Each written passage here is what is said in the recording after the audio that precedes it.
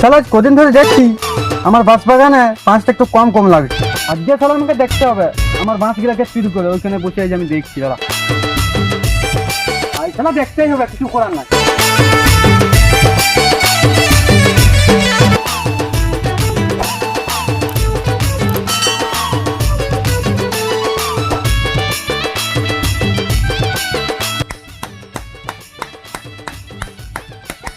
এটা বাঁশ কাটার শব্দ মনে হচ্ছে, দেখে আসি।